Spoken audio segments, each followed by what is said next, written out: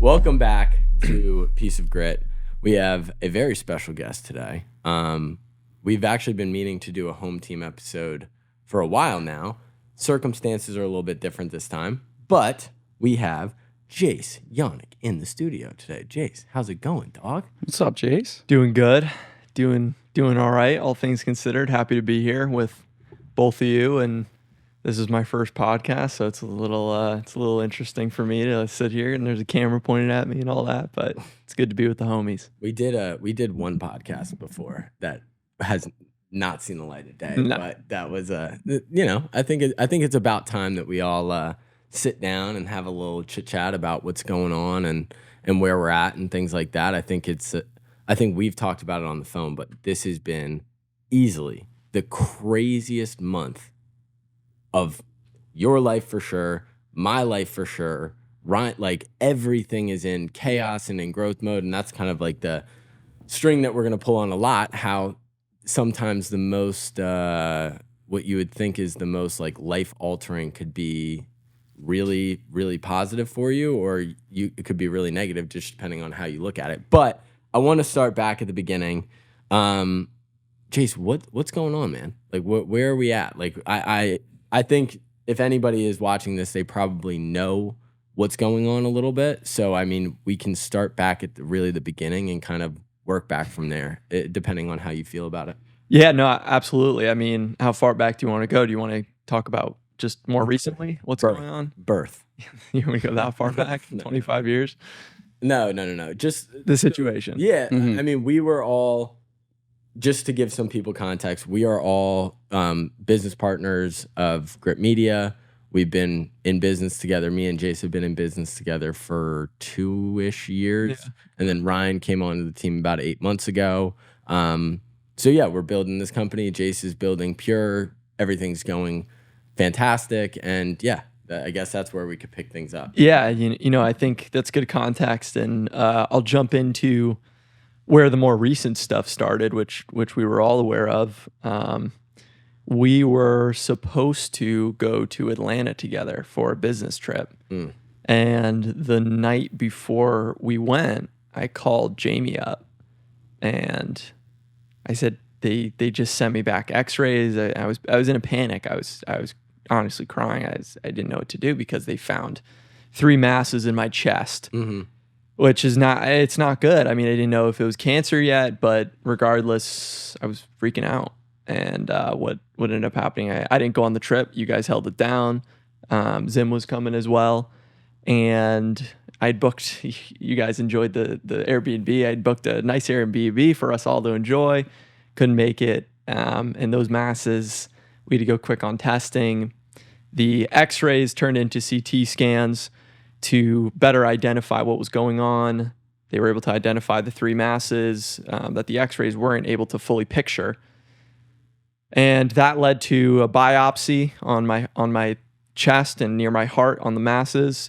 They took it out, and we can get into more details, but my doctor called me probably a week or 2 after that and let me know that I had cancer, specifically lymphoma, that they were able to identify at the time. Further testing provided that I had non-Hodgkin's lymphoma, and I've been in treatment now for, I don't know, I think it's been 4 weeks that I've been living with this, maybe a little less, maybe a little more, but I mean, it's certainly impacted all of us. You guys are so close to me, and anybody in my circle, anybody in my family, the cancer doesn't just impact the person who has it, it impacts the people around them. I want to go back because this wasn't like what this sounds like from a story perspective is it was like this shocking out of nowhere. We didn't know like what was going to hit us in the face. But the truth is me and him had some private discussions. Me and you had, I don't know how many phone calls just for hours being like, what's up with Jace? Like there was the backstory is we are a very active group. Like me, like if a year and a half ago when we were just kind of getting things started, me and Jace would do like run meetings where we would just sit down, where we would go for runs, we'd talk about things, we'd do this. That was like the precedent that we had set. And then when Ryan came on board, it was the same thing.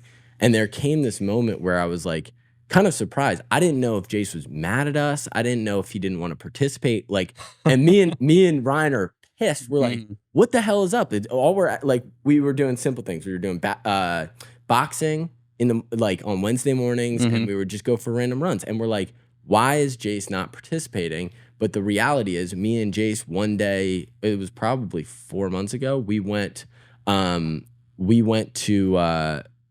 a run, like a baby run. run. Around my neighborhood, which isn't a lot. Describe what that was, because that was really weird. Yeah, I mean, I'll go even in further back, because people are always curious. Cancer is a scary thing, and you when you hear somebody has cancer, it brings a lot of anxiety into yourself. I know you're even sitting here, you've been telling me, hey, I'm going to go just get a quick full body check just to make sure, everything, my systems are all go and in order. So, this stretches back to early 2023 to when my symptoms really started.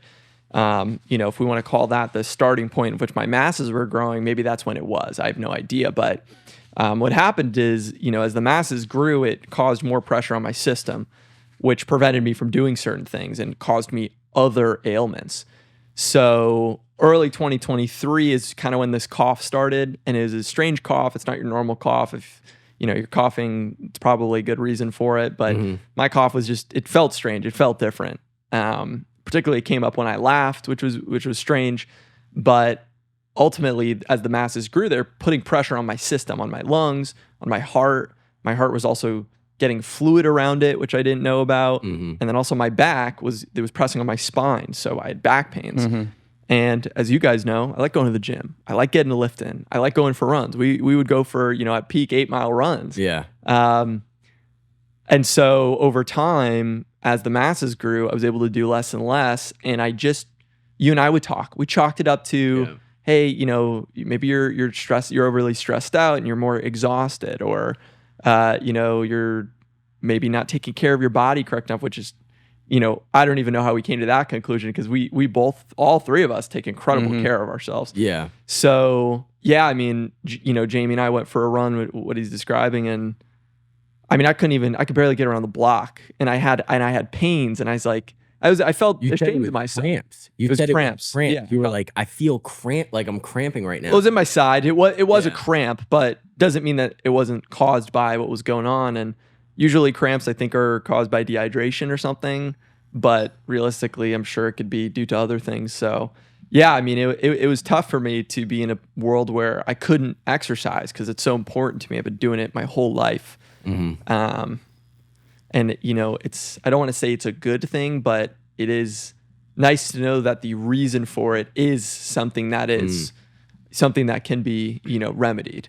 Well, that was the part of the conversation that we were having. This was probably 2 to 3 weeks before this all went down, and we're having a phone call, and you were so frustrated with your body at the point where you're like, I have no idea what's wrong with me. I have no idea what's going on. I've lost all faith in myself that I can do anything that's like even like the simple stuff that I used to do all the time.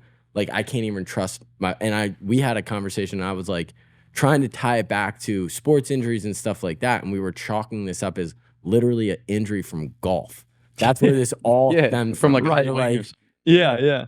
Well, I had shooting pains in my arm. And, that's the other thing, with the medical system. I'm not saying all doctors are like this, but unfortunately my primary was not good. And we were working so hard I was working so hard between Pure and Grit, traveling, I'm traveling for them. And I just didn't take the time to get a good primary. And he was just writing me prescription after prescription. You have acid reflux, which is causing your cough. You probably have scapular winging in your shoulder blades for your back pain. Take this steroid, take this pain relief, take this muscle relaxer, take this. Nothing was working. And so I was hammering them. I went into the doctor's office in the span of 2 weeks. I went in probably 5 or 6 times. So I'm going in every day and not accepting what they're telling me. There's something wrong. Give me a blood test. Give me a blood panel. Blood panel came back. Blood panels can't detect a lot. I mean, they can, but the blood test you need to get to detect, let's say, cancer or something really wrong with you needs to be a lot more extensive. So everything was coming back, whatever. And I was going to a chiropractor for my back at the time. And every time he would do work on me, I would be coughing violently because he was shoving on my tumors in my body. He didn't know. But he had acid reflux, and he actually said to me, "You probably have a hernia in your chest." And I thought that was very interesting. And I thought, you know what? That's probably the cause of my acid reflux. That'll at least solve some of my problems. That'll help me to exercise again. Because I also had shortness of breath, which can be caused by acid reflux. Anyways, I hammered him. I said, I think I have a hernia. He ordered the x-ray for me. We were supposed to meet. We didn't even meet. I'm going to go get the x-ray. I don't even want to see you. Got the x-ray, and you know the rest, that they saw the masses. Which is wild, because I mean, the thing that we've talked about as like a collective, and this is actually stuff we were talking about the week before, like, you got all this information back. Actually, I think it was the day of. We're sitting there as a company and we're like, look, we got to take better action in terms of finding ways to get answers from our health that are a little bit outside the box, which is not necessarily going to like using one person to get one opinion. We were sitting there talking about getting a $600 blood panel that did everything under the sun. Yep. And then we would go to multiple people and get multiple different opinions on the same blood panel. That was like, and I kind of want to ask you now, if you look at it now, when you beat this and when things transition, what is your relationship going to be with a primary care? What is it going to look like? Or have you even thought about that? Yeah, I would say that just because my primary care wasn't good, it doesn't mean that there aren't good ones out there. It's like anything in life. There are going to be some that are better than others. And growing up, I had a phenomenal primary care physician. He was very integrated with my whole family, taking great care of us. I had a relationship with him. And I would tell you, moving forward, you need a primary. It's an essential piece of health. And I will just make sure that my primary care physician is somebody that I really like, that I trust, and that I can stay with for the long run, because jumping around can be challenging. Finding the right primary can be challenging. And I think even more so, it's challenging now. I mean, we've went through a global health crisis, and I can almost guarantee, without looking at the numbers, I say this lightly, that the amount of visits to doctors have spiked probably since then over a lot of different things. But, it feels as though the world feels unhealthy right now, or maybe is unhealthy right now. And it could be due to a lot of things, but stress is a huge, factor in that, and anxiety. And so when you have that constant people going to the doctor more than ever, of course, you're going to have doctors that are a little bit more burnt out and maybe writing people off a little bit more quickly than others. And that's unfortunate. But to answer your question, I'm going to do what I need to do to make sure that I'm watching my health. Of course, with having cancer, even when I beat it, I will have to go to my oncologist. I think it's for 5 years. They do routine testing to make sure that they don't see anything coming back. So I will be watched closely. But I'd say for you guys and for anybody else, making sure that you're on top of your health, not just in your day-to-day, what you're eating, how you're exercising, but going and finding these resources like a good primary, like these blood paneling companies that are coming about, which I think are incredible, that will test you extensively, not just to see if there's anything wrong with you, but to see what you're deficient in, just in terms of vitamins, and here's how your body can be better. I think it's great. I think it's a beautiful thing.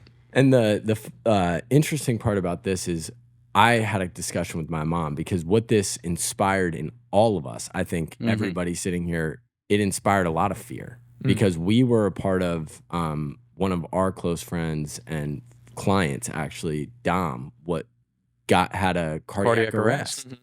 And he was completely healthy, went on a mile run. All of a sudden, he has cardiac arrest. And then this is stacked within a 7-8 month period. We were sitting here like, what the hell is going on? Now, what this does is, if you start going and reading all of the headlines, you start going and like kind of what I recognized was starting to like sip the Kool-Aid. What it's doing is inspiring a lot of fear and anxiety in people. I actually went to my mom, who works in the healthcare system at Cleveland Clinic, and I just wanted to understand on the front lines, in the MD perspective, what's going on. She came back. She went to the head of the vaccine, like the people that were leading kind of the charge with the respiratory, everything that was coming through with COVID. And he went and asked, hey, is anything, she was just asking, is anything showing up with younger people? Are you seeing a spike in anything? No. That's from their opinion. I'm not saying that this is based out of Vero Beach. It's a small hospital. But Sure. the point is, I wanted to understand, is this like something that we're all feeling, or is this just, could we potentially be seeing this in our close circle, and all of a sudden our anxiety is spiked and we're reading the news, which is also kind of what I wanted to follow up with. When this happened, you are already somebody that was very aware of your health. I can imagine, and based on the conversations that we had offline, this was like rocked your world mental health wise. Oh yeah, I mean, it was a brick in the face. Yeah. Just the news, I would say, directly. But honestly, it actually was one of the best things for my mental health I've ever experienced, in the strangest way possible. And you know this because you and I are so close. I was struggling, you know, and I wasn't struggling maybe how most people do. You know, I know a lot of people out there suffer from intense anxiety and depression. That's not what I was going through, but I was feeling lost in life. You know, looking for more of a mission and a purpose that was a little bit deeper than just my career goals. And those are great. Those are very fulfilling in their own way. But when you are accomplishing those and you are driving and achieving and you're looking for a little bit more, it can be hard to find that. And I think a lot of young adults our age go through that. So, you know, I was feeling that, and I was feeling like I wasn't doing what I needed to do to find those answers. I was reading some books and I was getting some information to identify that problem, which was helpful. And I remember I called you one day. You could probably remember. I said, I figured it out. I don't know what my mission is in life. I don't know what my wake up, fired up mentality is. And it has nothing to do with not being fired up about what we're building in terms of a company. It's just there's something more that I need to go after. And I identified it, wasn't really doing the work to figure that out. And it's also a big question. So when I was diagnosed, so much happened. I mean, gratitude was something that I was practicing, but was a challenging thing to really, really pull in every day. And when you're diagnosed with a terminal illness like cancer, your life flips. I mean, your brain changes. It's a shock wave to your system. And not everybody reacts the same way, but the way that I reacted was, I'm going to take this and use this for something that's good for me. Gratitude immediately became something that was easy. I woke up today and I don't feel bad, and I'm alive, and I love the people around me. And I looked at people that could do that before, and I was just like, how do you do that? Like, I'm grateful for these things, but something in me isn't clicking. And, you know, I'm grateful for my loved ones. But anyway, so gratitude was there for myself, for the people around me. You know, I was able to love myself more. And also just, I think growing up and maybe just looking at the world and some of my life experiences, I had this side of me that was jaded, maybe, I don't want to say cynical, but pessimistic. And that was a voice in my head that would dictate a lot of the way that I thought and created a lot of anger within me. That voice, it still exists to some degree, but he has been controlled. That voice has been controlled a lot more. And it's due to what the cancer provided me in terms of insight into my own life, the gratitude, and also just finding my purpose in that I want to help other people who get diagnosed with cancer. Because when I was diagnosed, thankfully, I had an amazing support system. I had the means to pay for my care that I need. And there are so many stories and so many people that I've met where they can't. They don't have the support system. And that I couldn't stop thinking about those people. I think about myself for sure, but I already, my tag, Jace beats cancer. I mean, I'm already in the mentality of I'm beating cancer. But I want to help other people to beat their cancer. And I want to get them the financial means to do so if that's what their challenge is. I want to get them the emotional support, the community support that they need if that's what they need. And I'm only able to do that through obviously what's happened with social media, which I'm sure we'll get into. But anyways, long-winded answer for you on how this has shifted my mindset. Well, I was interested in, even when you first found out, I know you had a lot of love coming to you from your community, from your friends and family, and you made a conscious decision to put on your Instagram and let everyone know. Just like, hey guys, I have cancer. I want everyone to know. I appreciate the love. Where did that, idea come from? Because it's not easy for people to do, to just put out that full message to the world like that. Yeah. When I got diagnosed, it was overwhelming. And I knew I had a lot of people that in my life would be there for me. And I think there's a stigma around people when they're in the hospital posting on social media. Everybody looks at that and says, they're looking for attention. But a lot of people are. And you know what? That's okay. Because if you are in the hospital for something, or you're going through something, even if it is something that objectively is smaller, that's actually the beautiful power of social media that I think people will dismiss. Not dismiss, but they chalk up to people looking for attention. You have this ability to get connected very quickly with a lot of people in your circle, or even not in your circle. And so when I was diagnosed, I was overwhelmed. I didn't know what to do. And so I, made that post that you saw, and I wrote, I normally wouldn't want to share something like this. I was just diagnosed with cancer and I need support. That was the key line at the bottom. I need support. I went and I told everybody, I'm struggling. I need help. Can you please help me? And I think a lot of people, it takes a level of humility to do that. And I think a lot of people won't do that because they don't want to put themselves out there like that. But it's okay to ask for help. And I did it. And that was on my personal account. Hundreds of people wrote to me, people that were, close friends, family, people that I had just met, over the course of my years at college briefly, or, met them a few times. And it was exactly what I needed in that moment. And I felt the strength of all these people who were, hey, I'm here for you. I don't know you, I'm here for you. I do know you, I'm here for you. I also had some people that were actually currently going through cancer that I had no idea about. I was able to connect with those people and build a new relationship with them, saying, hey, that's really hard. Or people that had gone through cancer at a young age. And, it's incredible what that can do. So that's why I did that. And I think it's powerful. And I think more people should ask for help on social media if they need it. Absolutely. I think it was brave of you. I mean, Thanks. it's not something you see every day from people. Even posting in general, putting yourself out there was a brave move of you. Well, people that don't understand the backstory as well, with Jace specifically in social media, That's true. it was like, That's true. like there was back when we were like really starting the company, and basically we didn't have a ton of money, and one of the only ways that you could grow, like we felt like we could get organic reach, was through posting social media. Yep. And I was doing it every day. And one day me and Jace are sitting there and we're like, yeah, I think we were both like, all right, like Jace needs to hump, like we need to both create content. We both need to both understand it. And Jace starts doing, what was it? It was like how to grow your. It was Jace Digital. Yeah. And I was making content about, we're a marketing company. 100%. And I was like, we got to try it out. And there was also a component to it that was where I said, this is good for me to know what it's like to do. But, we were going for it. I was going for it.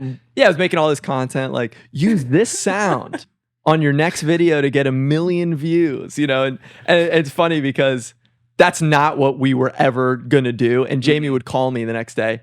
What did you just post? Like, we're not social media gurus. Like, don't post that. I was like, all right. Videos like that. How does Mr. Beast do it? Yeah. But it was like, there was like It was so the bad. point was we were all we were making this conscious push to do personal brand. Like we knew we needed to do personal branding. And kind of how this all came, it really started, me and Jay started Grit Digital back in the day when it was named, because I was creating content on social media, and Jace came to me when somebody came to me and was like, hey, I'll give you, I think it was $600. I'll give you $600 to run my social media account. And me and Jace coming from a long line of entrepreneurs, like, and he's grown up, and he goes, I think we could get $2,000. I think we could get $2,000 from him. But and he goes, and I think we should build a company around this.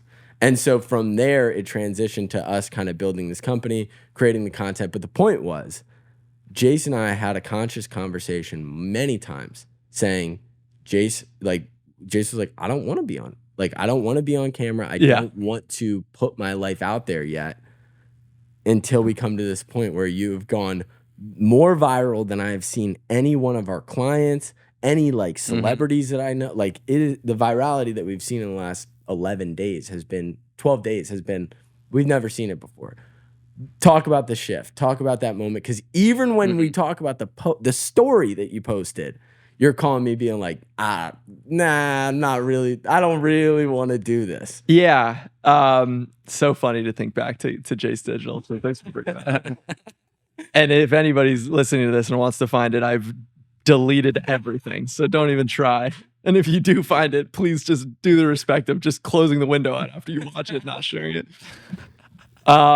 Yeah. So I really, when I was making that content, first and foremost, when I was making that content, it didn't feel right. You know, I was making it and it was very forced. It was very, it wasn't, you know, purpose driven for me. And although it was conducive to building our company, it just didn't feel right. And I didn't love what I was doing entirely. So it was a good practice, but ultimately ended that page. So when I was diagnosed, we were talking about that, and hey, you know, I think this could be powerful to post. I don't know if I want to do that. You know, I really do like keeping things a little bit more private, a little bit more quiet. When the public eye starts watching you, you know, there is things that come with that. There is scrutiny at times if you do something that they don't like. People are watching your every move. And, you know, I think a lot of celebrities are challenged by that, of course. Not saying that I'm a celebrity by any means, but even when you get a following on social media, especially what I've seen, people are watching what you do and can find things out about you. And that's scary.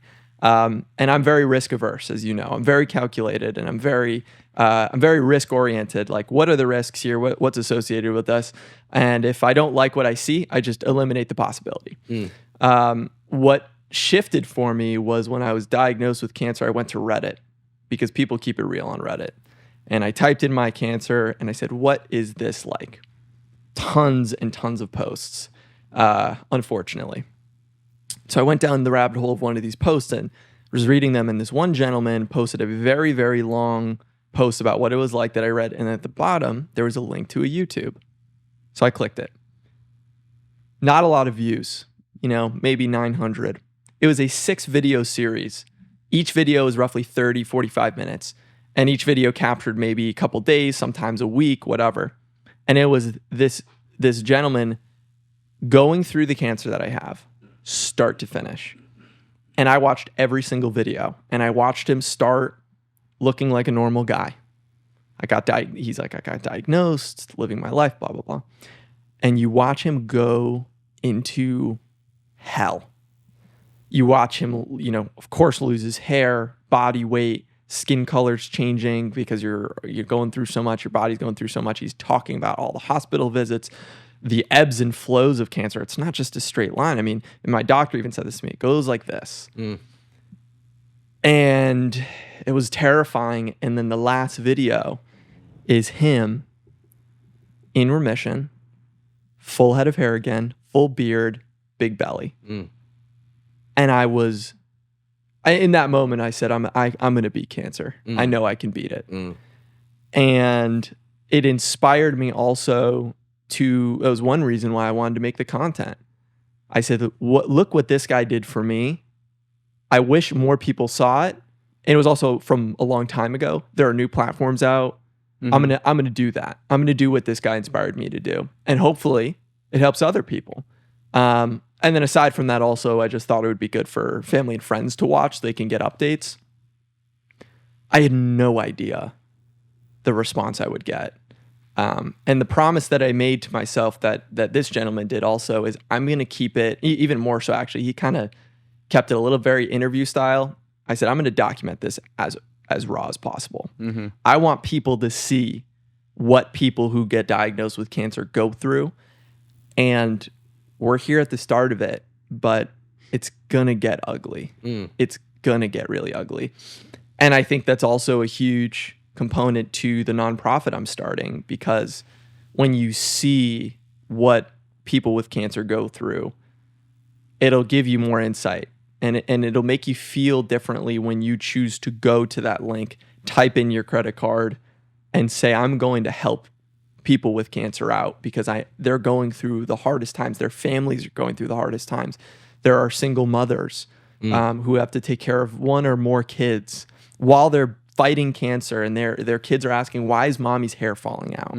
Why does she not look the same? Why is her energy low?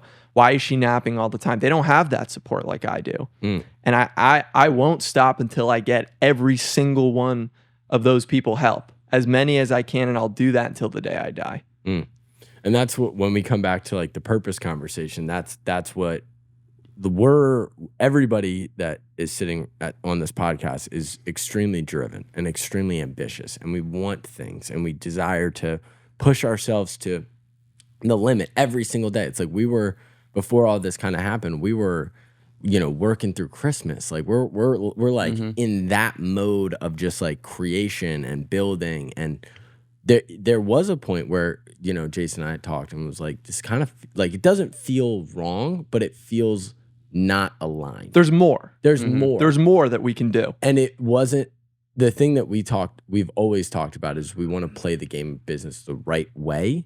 And with this transition in terms of like this chapter in all of our lives, it's like a new window to looking at what you can really do with a platform.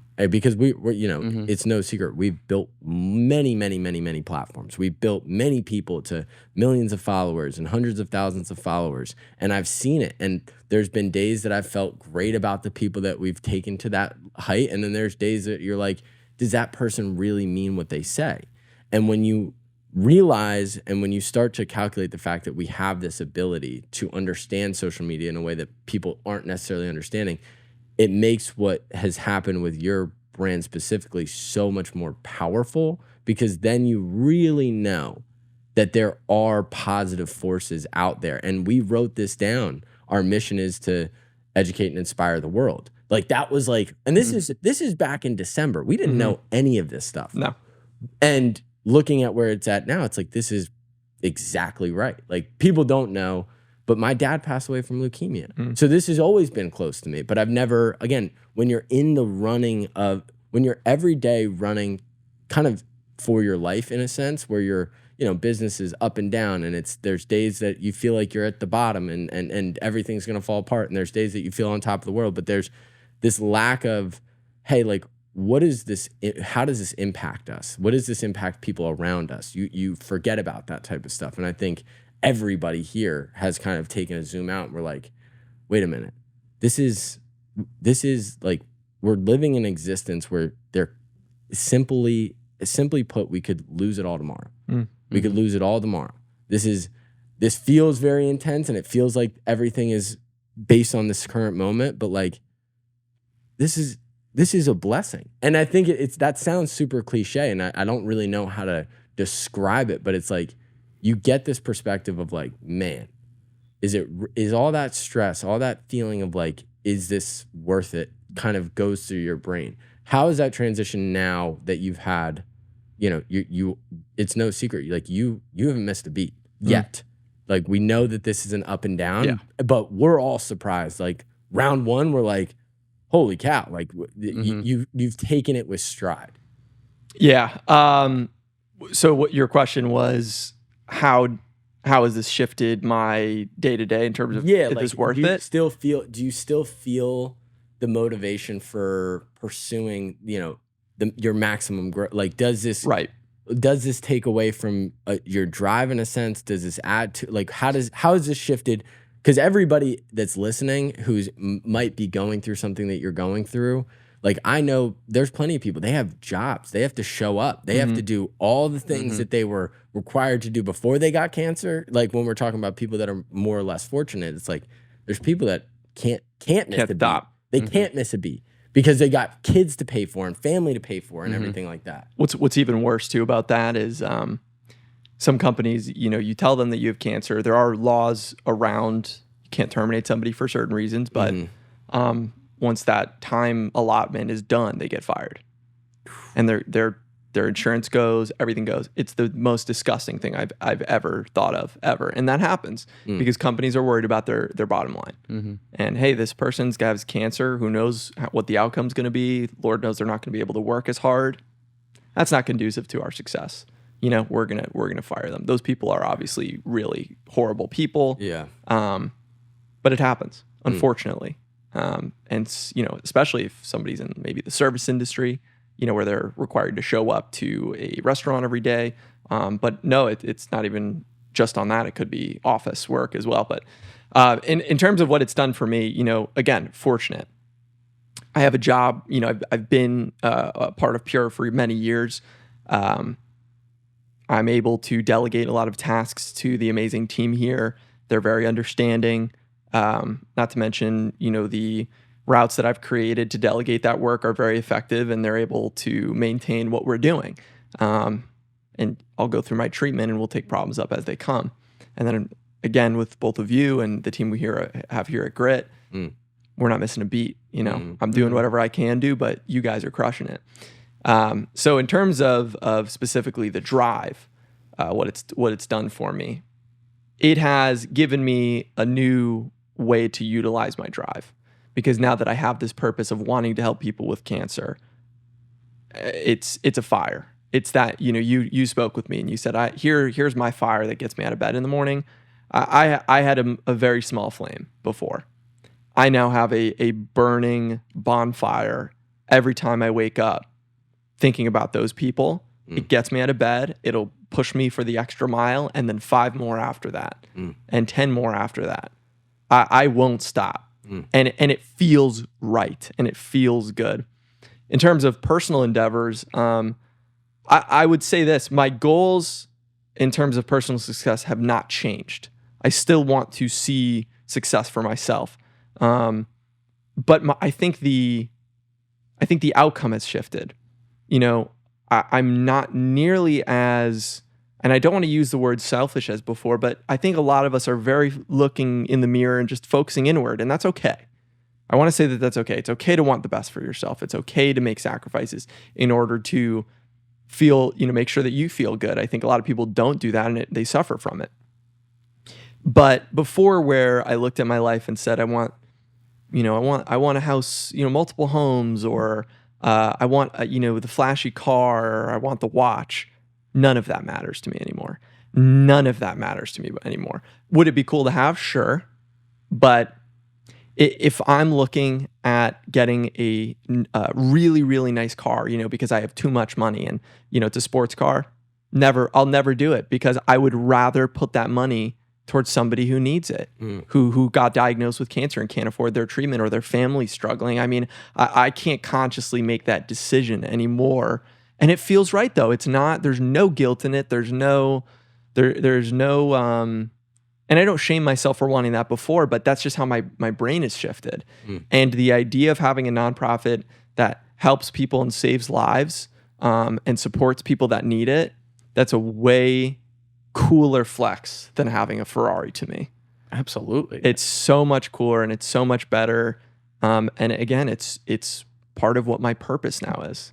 What I think is also part of your journey is changing people's perspective on stuff like that. Right. Because, I mean, with media and everything that we talk about in our business, it's so easy to get sucked into the flashiness of life and, wanting to just make as much money as possible. But having you going through what you're going through, you change Jamie and I's perspective, and everyone that follows and supports you's perspective on the real important things in life. The thing that we've talked about and that I've taken a lot of stock in is me and you used to have conversations where I used to trade happiness in my process for future outcome. So I used to very much want to say, look, I'll sacrifice.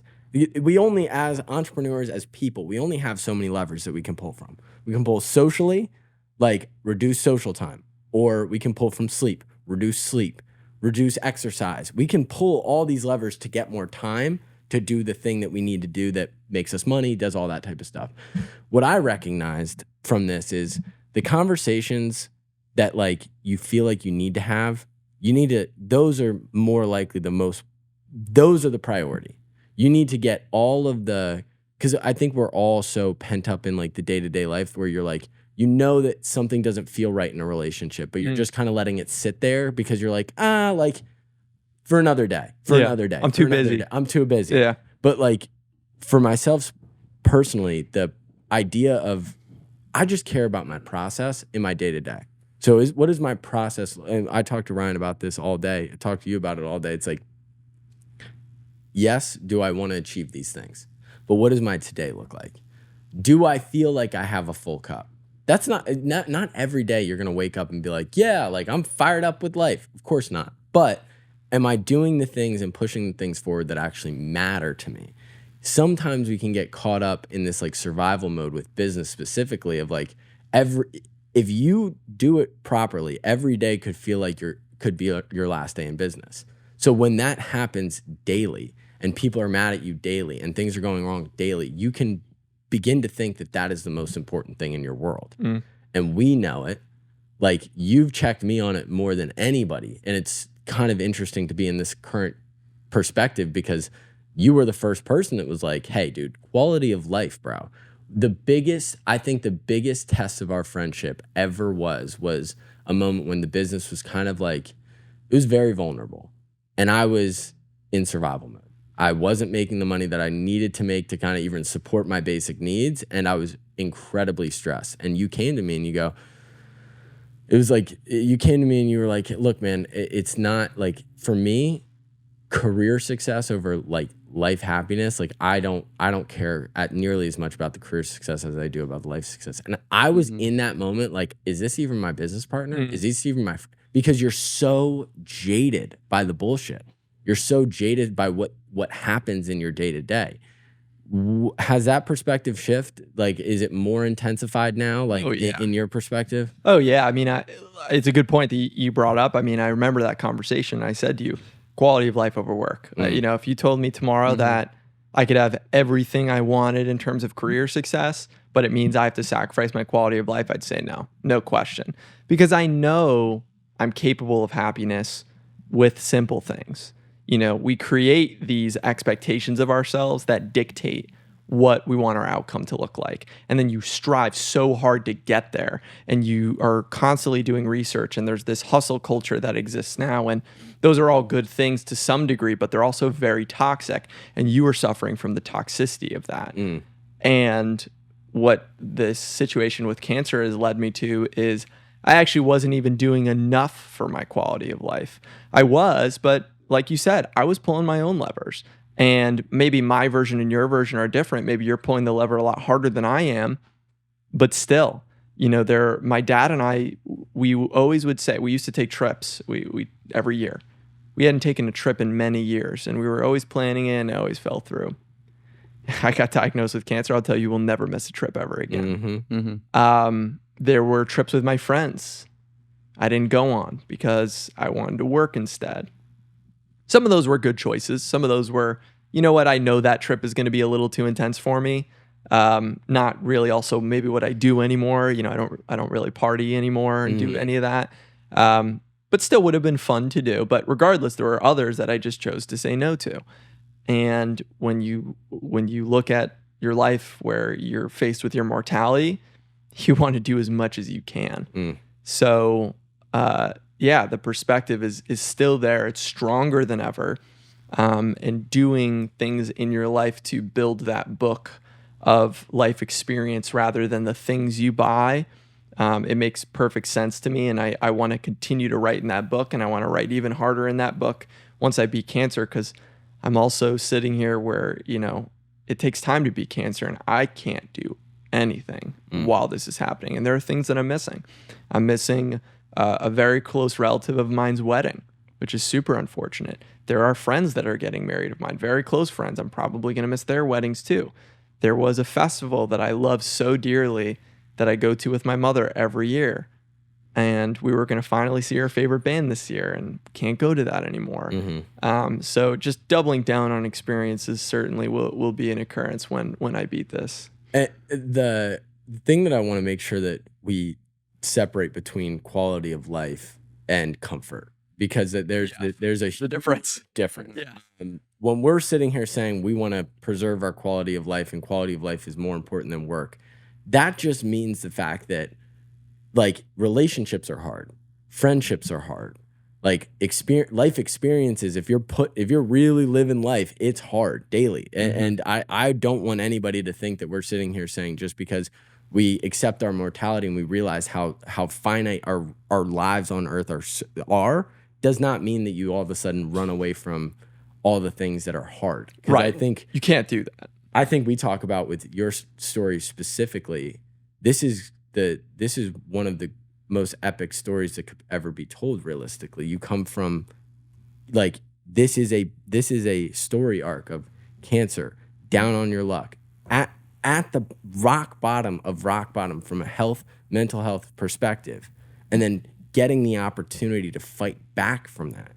Like, it's going to be really difficult. And I think we can all sit here and say, it's like, this is probably the best it's going to be. We don't know. It will. But this will probably be the best it's going to be. And I think what people want to do is they want to live in this world of like comfort and, oh, this is so like fun. And I have a problem with this. I have a problem with being overly toxically positive in certain circumstances where I'm just like, everything is going to be the best it's ever been. It's not the truth. But I don't think we should strive for that. I think if we're striving for quote unquote happiness every single day, we're going to miss out on a lot of the life experiences and the building of the stories in our life that you're talking about. Well, I think to build on that too, we're not sitting here saying, it's all about, when you say quality of life, it doesn't mean you have to be happy 24/7. That's not what quality of life is.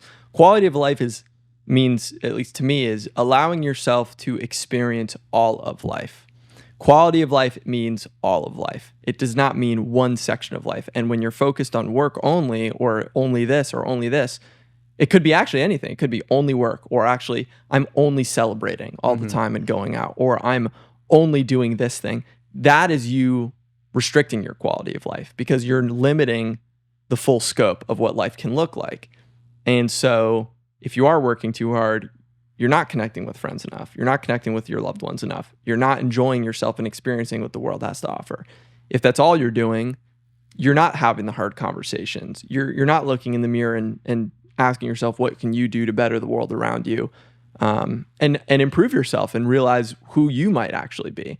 And then, same for the third. So that's what quality of life is, not to get confused with the people that are celebrating all the time. Because oftentimes you'll meet those people and they're actually miserable. And that's because their quality of life is not great. It's not there. And the thing that I think we've gotten caught in, social media is a like it's an amazing thing, but it also can be the worst thing. Because what you end up doing is, I had a moment recently where I was scrolling and I was like, man, we've built a lot in our business, even recently. And with what's going on in everybody's life that's currently sitting here, it's chaotic. But I had a moment in my life where I was looking at social media. I was like, this isn't interesting to me anymore. What's happening in my actual life, what's happening in my real life, that's what interests me now. Because me and you have been in so many conversations of, look what so-and-so's doing. Like, why aren't we there? What are we missing? What would they say to us if we needed to da-da-da? And we were so focused on what was happening around us that we kind of lost touch with, but what makes us us? What's our process looking like? Do we enjoy our day-to-day? Like, there was conversations that I can even reflect on now in the business where it was like, we were completely ignoring what was actually like, we felt this thing in our gut where we were like, something doesn't feel right here. But instead of going into that and exploring why that didn't feel right, we would look to, well, so-and-so's at X amount a month, and if we just continue down this path and we suck it up or whatever, we'll get there. There is that in life. You do need to accept that. But at the same time, it's like, we all have individual experiences, and the more we think that we're on this connected line with everybody else and we need to be following what everybody else does, that's where people spend 8 hours on social media a day, because everything is so much more interesting than what's going on in their life. Right. And they think, also, I think there's this effort to learn from those people, and those people are often monetizing that information, which is good and bad.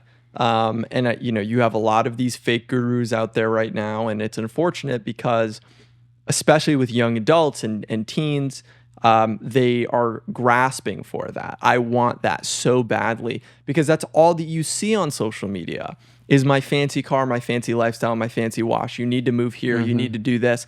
And when you do that, your quality of life will be better. Yep. But that's not what quality of life is.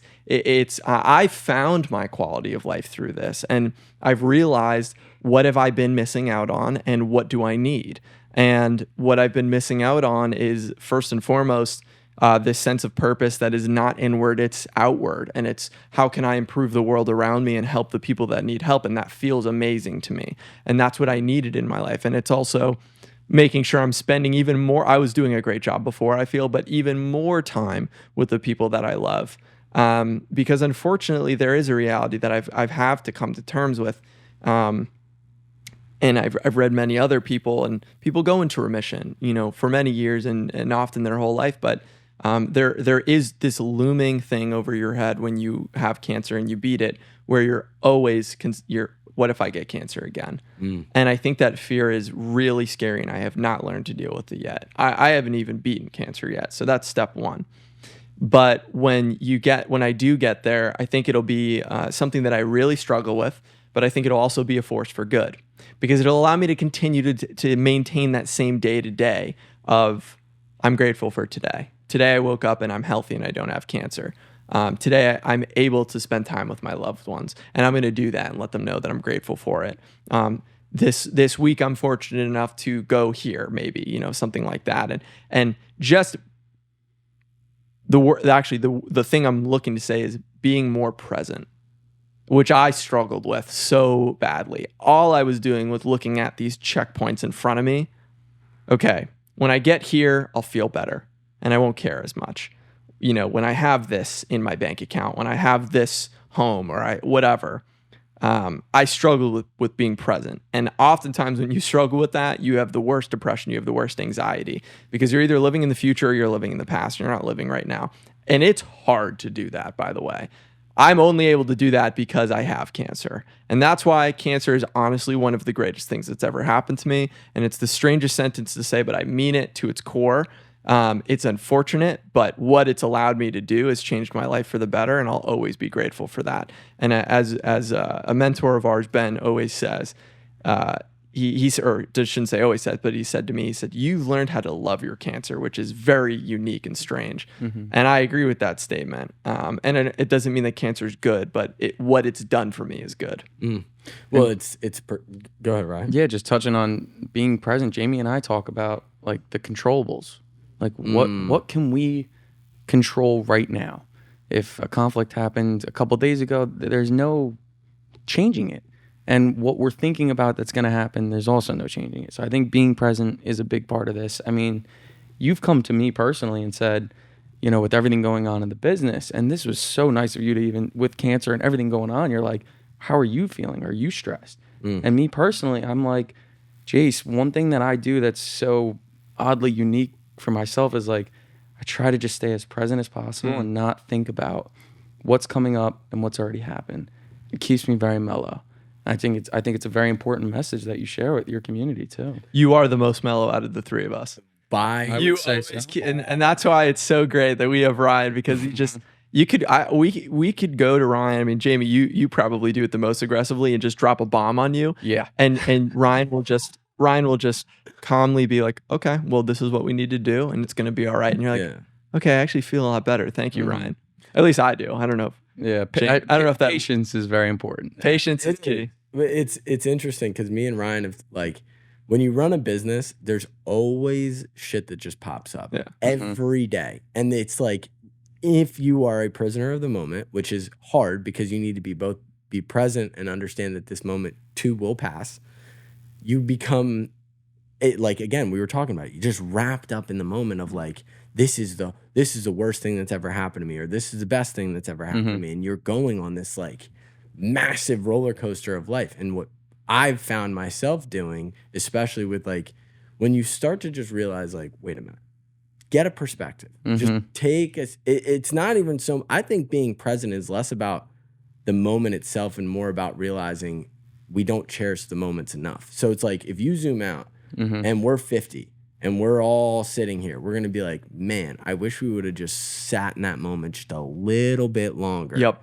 I wish we would have just me and Jace have talked about this forever. And this is back when like we were making no money and there was no happiness to be found in terms of like any like. It was very hard to find. It was very hard to find, but we go, we're gonna remember these days and we're gonna be grateful for these days. And it's still true. It's like, and now we laugh at when we go on our QuickBooks and we're like, you remember that? You remember what it was like? Remember that month where we had $0? Yeah, exactly. Negative, whatever. Yeah. But it's allowing yourself to realize that you're gonna have a million of those moments. And so sitting in the present now, and this is actually something I want to talk to you and get your opinion on.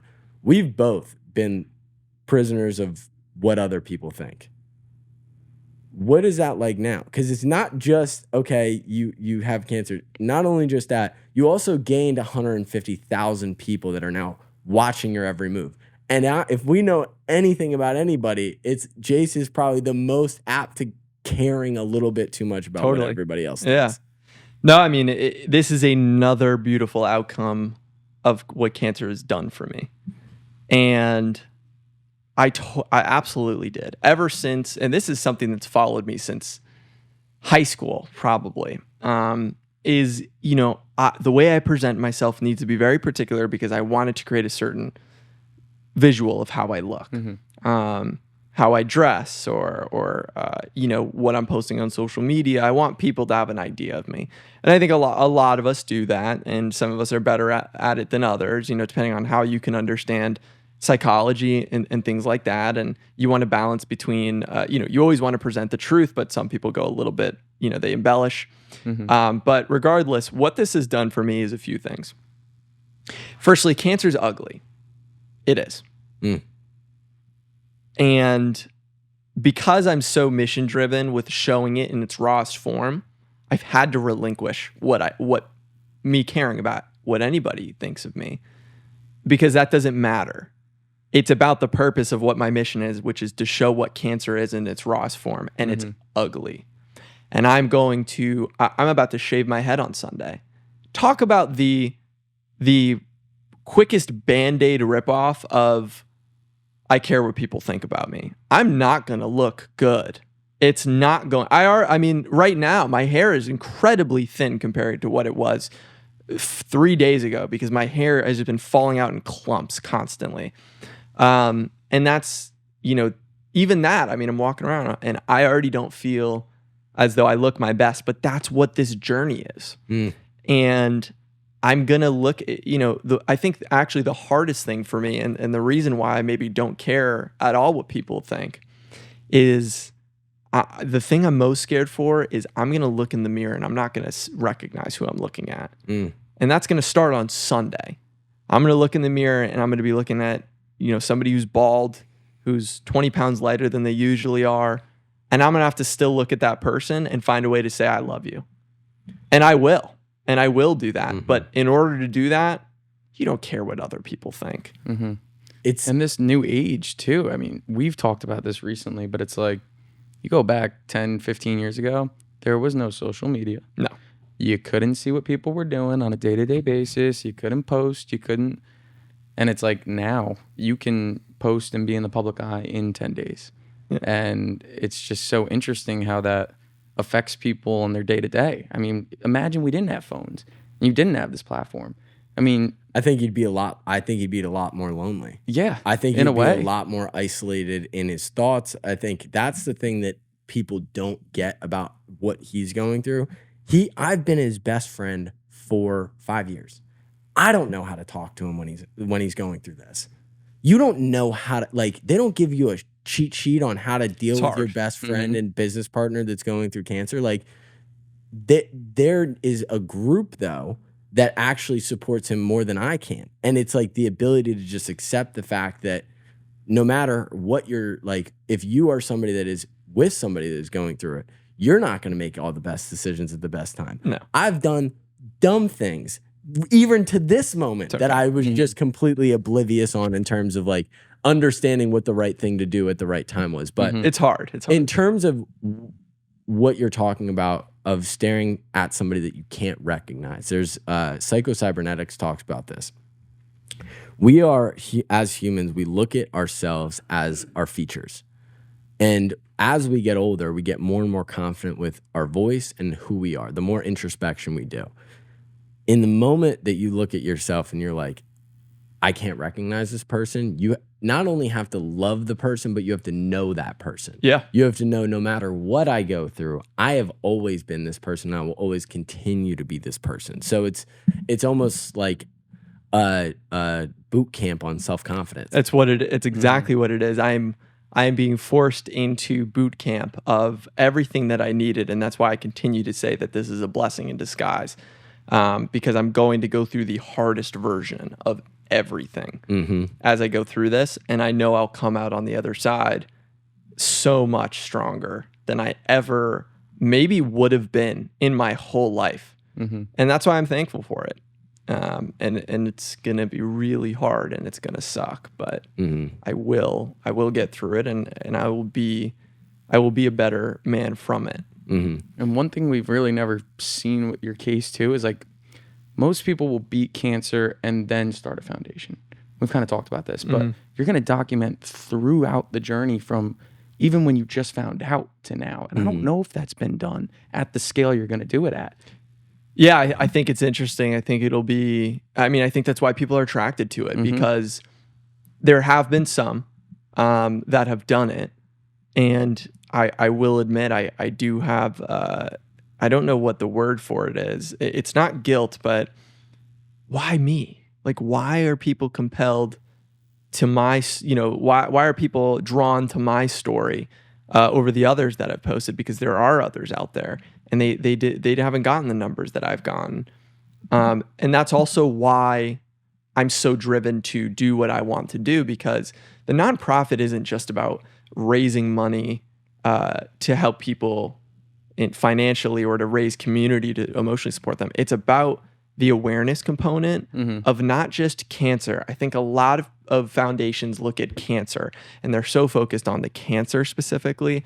I'm focused on the people cancer is affecting. And I know there are foundations that do that. I'm not saying that a lot of them don't, but I want to, my story will finish. I will beat cancer, and my story is over at that point. I want to take the camera from on me and turn it around, because there are so many other people, and they're not going to be able to get the following that I got. I was lucky. I was lucky to get this following, and I'm grateful for it. And I want to use that for good. And I want to keep telling the same story, because that's what people followed me for. They followed me for the story of the cancer that I'm going through. I want to keep telling that story, but it's going to be somebody else. Jace, you're also a great speaker, though. And I don't want you to discredit yourself as a person, too, because you are a phenomenal speaker and you're now an educator in this space. You've taught people on your platform, myself included, about the medications that you're taking and the procedures you're going through and the timelines it's taking. I mean, you've not just become a voice for yourself, but a voice for cancer as a whole. Thanks. And I think we've talked about this. Everybody says they want to build a social media following. Like, if you go down the line in elementary schools, middle schools, high schools, and you go down the line, people are going to say, I want to be an influencer. I want to be an influencer, YouTuber, this thing, that thing. Basically, everybody wants the camera on them at this stage. And we work in this business. So I know people daily that are coming to me being like, I think my story's pretty interesting, and I think I could blow up on social media. Right. The reality is, especially at our age, very few people have an interesting enough life, have an interesting enough experiences, can articulate their words, are in touch with themselves. There's so many human things that have to align right to go through this. But I was talking to Ryan about this the other day. When people look at what's happening and blowing up with your brand, they're going to be like, oh, he's lucky. He's lucky. You wouldn't pay that price. Not lucky. You wouldn't pay that price.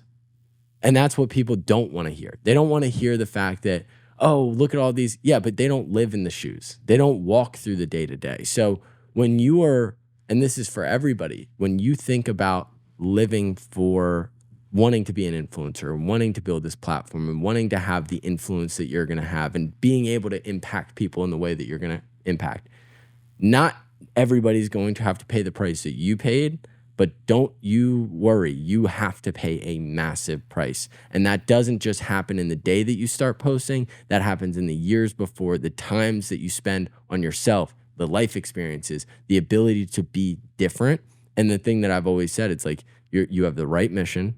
You're the right person to be the mouthpiece for the mission, and you're living it. So it's like, of course that's going to work. And of course, somebody like you is the right person for it to work because of the conscious capitalism kind of mantra that you've always had. I mean, Ben has always said what? Do good while doing good. Yeah. From the beginning. Yeah. And I, I think, not to sound pretentious, hopefully this doesn't sound self-centered, but the companies I've chose to work with or build have always had that essence of this is doing something good for the world. Pure as in organic, non-GMO plant-based sweetener company that fights against big sugar, which, as we know, is a major carcinogenic and is the root cause of many problems emotionally, mentally, and physically. What we do, we're our aim to educate and inspire the world and bring forth these amazing voices of people who have created great companies and want to share their story and inspire others and educate others. I mean, these are all things that have this focus of we want to be outward, like I was saying. We want to help others and do good for ourselves while doing good for others. And I think there's something very okay with that. There are some people that do give up everything on their own and they are just fully, I'm for others, and that's okay too. And then there's millions and billions of people that are just me. Like I'm just doing this for me. So I think being in the middle is one of the best scenarios. You can help yourself certainly while helping others. There's something that I heard. You can't give from a half cup, and you can't even give from a full cup. Right. You have to be able to be in a giving environment. You have to be in overflow. So in a lot of cases with somebody like you've done the work to fill your cup. And we used to talk about it like the micro habits of like keeping yourself sane. And this is back when you were working 100+ hours a week, sleeping little, stressed out of your mind. Jamie's calling you at 6:30 in the morning, like get this kid off my fucking phone. But we've talked about it from the jump, and nothing really changes now. It's just more intense, the ability to lean on it, doing the things that make sure that you are serving yourself first, and make sure that I want everybody to hear this. You cannot be a philanthropist before you've served yourself. You can't change the world until you've changed yourself. It sounds so cliche.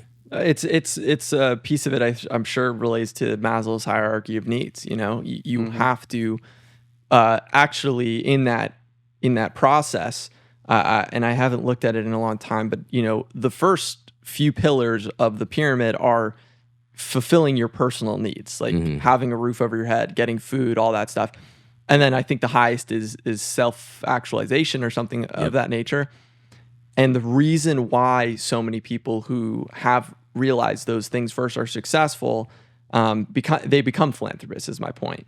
They've done the full, they're overflowing. They're all the way at the top, or they've gotten far enough to where they can choose to be philanthropic and support others. And we'd hope that many of those successful people do that they choose to do that because their cup is overflowing. But this is where it's different, and not to interrupt you, but this is where you are put in the perfect position, because most people, when they get cancer, have to worry about their Maslow hierarchy of needs. The good news is, within your scenario, you're supported at a level that it brings tears to my eyes to think about the people in your immediate circle that are able and willing and doing everything they can. You have Ben talking about everything that he wants to do to support and immediately jump in. My parents, everybody. Not everybody has that. So when you hear the fact that, and I don't want anybody to be discouraged when they hear this, Jace has done the work, and he's also has the most beautiful support system around him that he can push out to others. If you're going through something and you're like, man, I can't change the world. No, not yet. You actually, just by changing yourself, you are going to change the world in a smaller capacity. But I just thought that was interesting to note, because you are, you're not lucky for the circumstance, but you're lucky with the support that was around you. I'm incredibly lucky, and I also want to speak to I know there, the more, resources you have, the more of an impact you can make, depending on, it could be good or bad impact, but you have more to do more. That doesn't mean you can't make a big impact with less.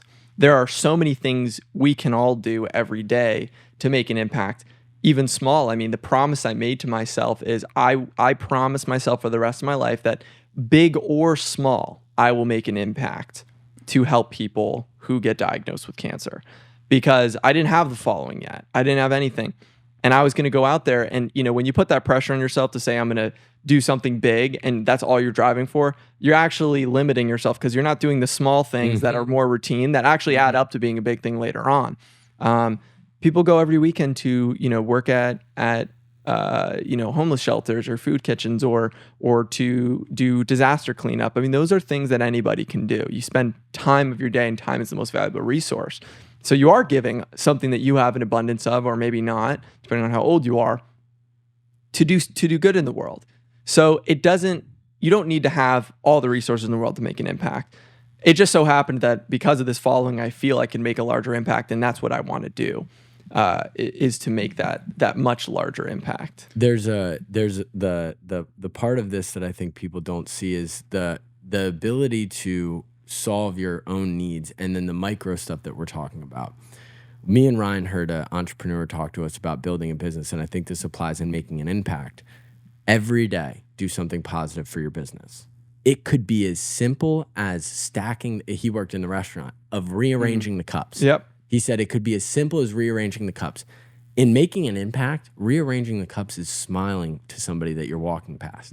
It sounds so simple, but like a smile to somebody, a extra hand, a second where you just stop and you listen to somebody that's talking about, a problem they're having. Yet you can give in a lot of areas, and it can be in that micro scenario that we're talking about now. And there's a ripple effect too. You do that one thing for somebody else, maybe they choose to do something nice for somebody else. It's the pay it forward type thing. And it could be very literal. I'm going to pay for the guy behind me, and then that guy pays for the person behind them, and that chain in theory goes on, and everybody's getting helped out because of the one person at the start who did it. And it was something that he was able to do. So, there's a lot of cliches out there, but they're very true. It's just, you can change somebody's day, week, month, life by doing something like that for them, because the ripple effect can be so impactful. I think if you make it a goal, and something that I've made a goal of my own, is when people are around me, I would like to make them better. I believe if somebody is gracious enough to spend a lot of time with me, I would like for them to leave a better person. And that has been a life mission for me from the jump. And it's something that when you get connected to a mission that we've talked about extensively on this podcast, when you get connected to a mission, you're able to kind of, in every decision in life, you're able to drive towards that. And it's interesting to see how this has all worked, because I wonder what it's going to look like in 2 years. I wonder what it's going to look like. I wonder what rearranging the cups in your life is going to look like when you're talking about making an impact. We can't predict it, but it's crazy to even think about realistically when you start going down the line. And I actually had an interesting thought when I was driving here. I think about the nonprofit a lot, and there's a lot of fears, similar fears that we've faced building the business we have, and just I've faced in general. And that's, what if this doesn't hit the way I want it to? That's a real fear of mine. What if I don't get enough donations to impact somebody's life? And I said to myself something important. I said, you're starting this, and there's going to be challenges, and you're going to face some of those, and maybe you don't face all of them. But I'm 25. I have so many years to continue to work on this and build it out. And as we know, and many of people continue to just shy away from or neglect the reality that building anything takes a lot of time and effort. And sure, I might be able to skip the line a little bit in terms of the following that I have, and I'm hopeful that people choose to donate to the cause, or at least to some cause. That's my goal.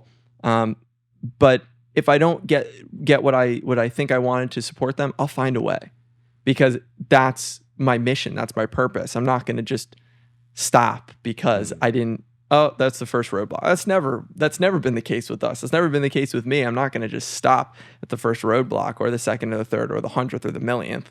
I'm going to keep going until I achieve the mission that I'm going after. And especially with a cause like this, there's people that are counting on me to do that.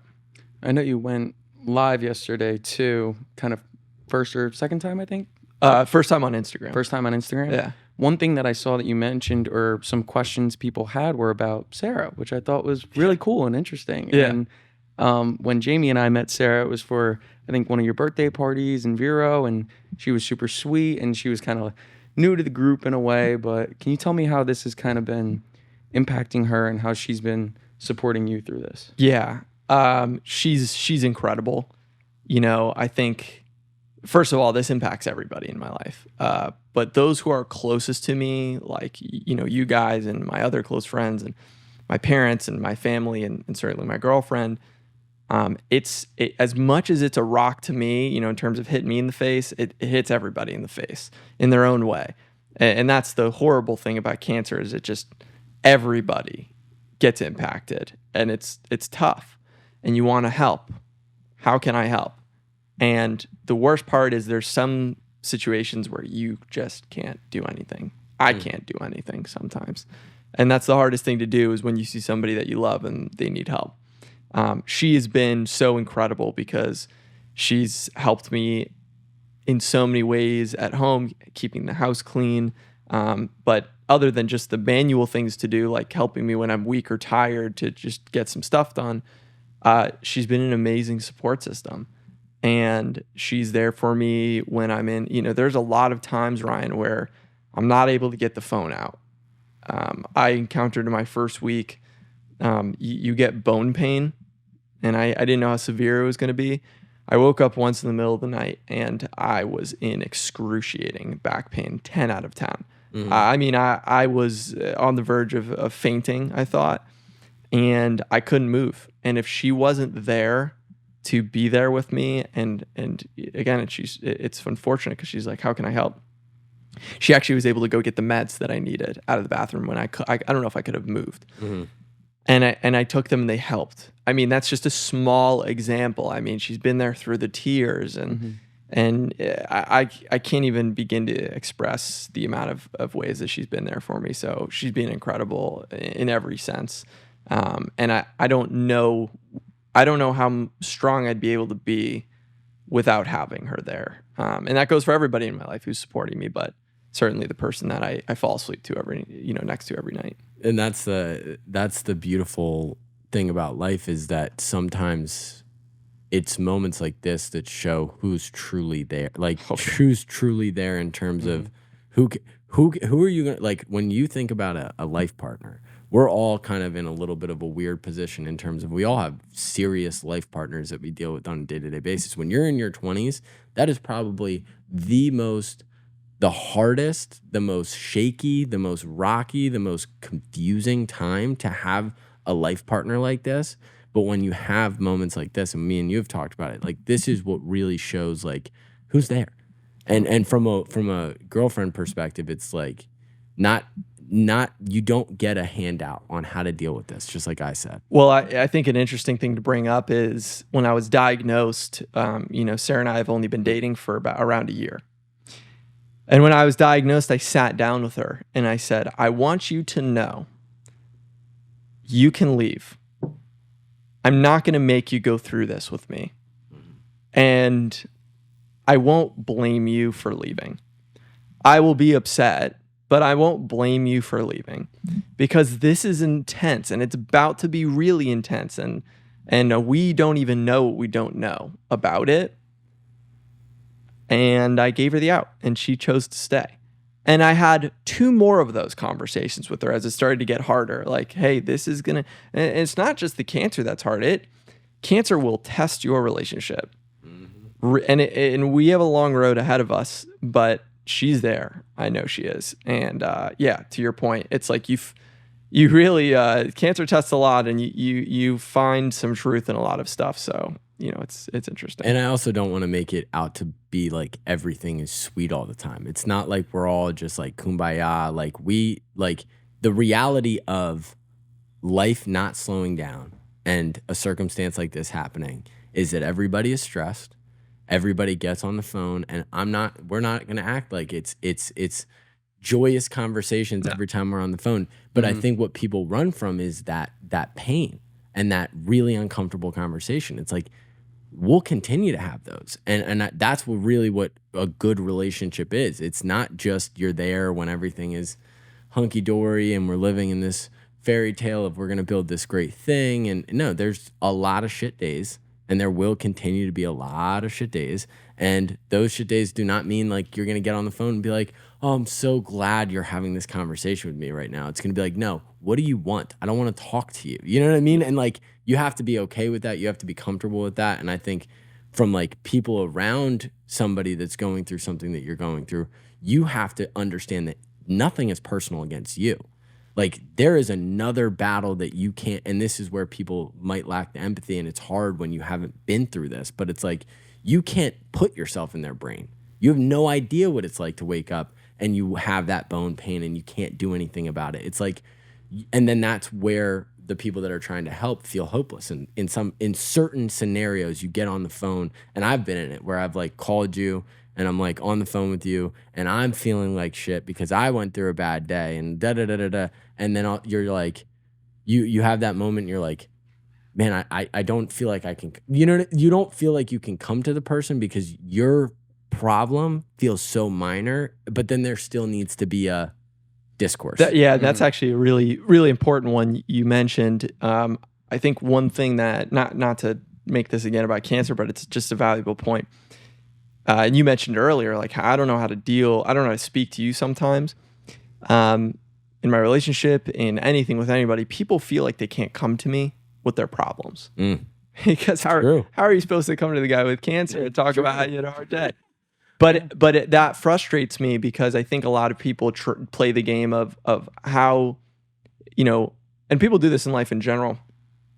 How does my problem stack against yours? And it's not a competition. Everybody feels pain the same. And some people objectively are going through something harder, but it doesn't mean that we all don't have a right to struggle and that we all don't have a right to feel the pain that we're feeling. And I think what frustrates me is, and I've said this to a number of people, you can come to me with your problems. I want to hear about it. Just because I'm going through cancer doesn't mean that I don't want to still be there for the people around me. And also, you both know this about me. I'm very vocal. I'm not somebody who hides how I'm feeling in a moment. So if you come to me with your problem and I'm like, I'm having a really hard time, let's talk about this another time, I'll say that. But it's, and this is kind of like, not a devil's advocate, but it's like on the other side of it. What, especially with our dynamic, is people don't know the relationship, but for about 5 years, there's been a dependency on when I need to think through a problem, when I need to work something out with somebody, when I'm in a shit mood and I'm about to blow up a relationship in my life because I'm just angry, that like when you want to go to a person in that time of need. And I think something that, and I'm open to talking about this, but there was probably a point last week where I was so in this suppression of like emotion and so in a suppression of the exact thing you're talking about. My problems do not matter in this situation. Whatever I'm feeling doesn't matter. All these emotions that were coming up and they're just getting compartmentalized, put here, and then all of a sudden these holes just start firing at you and you're not really sure what's going on. But what I recognized was it was like, it's you're as much as we can sit here and say, I can go to you, there's a different dynamic now specifically. And it's, I don't know that and this is where we can become prisoners of the moment, especially in like moments of depression and anxiety. It's like you think that this is going to be forever. But what I've recognized, this is just a test on our friendship. This is a test of myself personally. Like we've had a client and a mentor that's talked to us, and they go, Jamie, you're a great entrepreneur, but if you just had that little piece of Jace's brain, like in your brain, you would be an amazing, like just a stellar 10 out of 10 entrepreneur. And I had a moment where I was like, is this the, like this is a moment that I have to develop this in us, because I think we all have relationships that we can become very dependent on somebody. I was super dependent on Jace for pretty much everything. booking my flights. Something as simple as booking my flights. He was the person that I went to. He ran all of our banks. I didn't have access to a bank account because I was so like, life doesn't exist. So I go on this whole like diatribe to just say the personal accountability and the personal development of anybody going through, somebody that is going through cancer, it is a ripple. Everybody gets affected. Everybody goes through it. But I just thought it was interesting to feel that pent up emotion, and then you guys calling me and being like, hey, we need to ship you out. We need to ship you out for a couple of days. We need to get you out of here. Yeah, which you still got to do. Yeah, which I have. Make sure you do that. Yeah. But yeah, no, it's a crazy thing, and there's a long road ahead, and it's nice to talk about it. And I'm just there is a million emotions. I'm terrified. I am excited. In terms of, the growth and of everything from it, the positive growth. And I'm just, I'm going to war, but I got a good army with me, and there are going to be some battle scars, my hair's falling out, but we're going to win. And it's going to be a hard road. So glad to have you guys being a part of that.